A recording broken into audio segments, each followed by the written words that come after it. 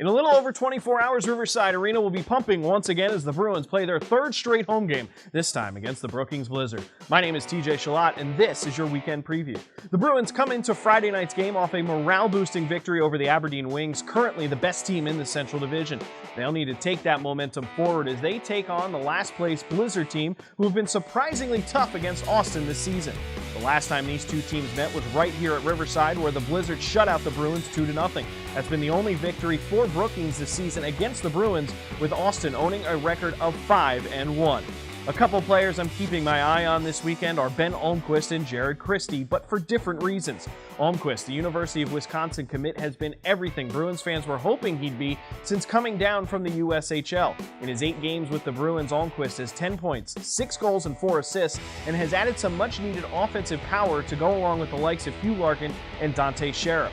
On the other hand, I'm looking at Jared Christie to make a bounce back for the Bruins on the score sheet. Since joining Austin, Christie does have 7 points in 10 games, but after his first weekend wearing Bruins colors with 6 total points, he's hit a cold snap. The Bruins could use his offensive production to go along with the likes of Sheriff and the dependability of Garrett Dahm and Dante Zapata, other leading scorers for the Bruins. On the other side, Brookings has a roster that's seen some turnover thanks to the trade deadline and head coach Mo Mantha trying to shake things up. There's still plenty of threats for the Blizzard that Austin needs to keep an eye on. Team captain Cam Babiak leads the team in points against the Bruins with a pair of goals and an assist, while Army commit Kendrick Frost is right behind him with 2 points of his own. Those two guys have played strong against the Bruins, but are middle-of-the-pack scorers on the year for the Blizzard. Austin will also have to keep an eye on the likes of Gabe Wall and Sam Antonucci, along with Luca Caro and Ryan Green, all of those guys with 18-plus points on the season, who lead this Brookings team.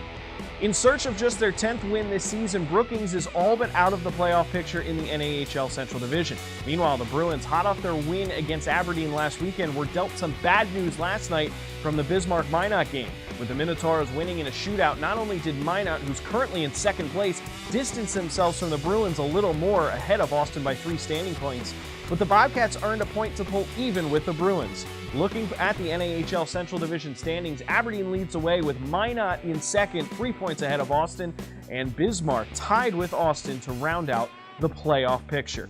But before the Bruins can look that far ahead, they'll have to win games on hand, and they'll be aiming to get 4 points this weekend against the last place Brookings Blizzard. On Friday night, it's Superheroes and Princess Night right here at Riverside Arena, where we're giving away some awesome prizes, including gift certificates for great Bruins merchandise going to the best dressed hero and princess. Dust off your cape and shine up that crown. Stop by any one of the Bruins vendors, including Games People Play, Hy-Vee, Holiday Inn, or Jim's Marketplace, to get your discounted tickets today.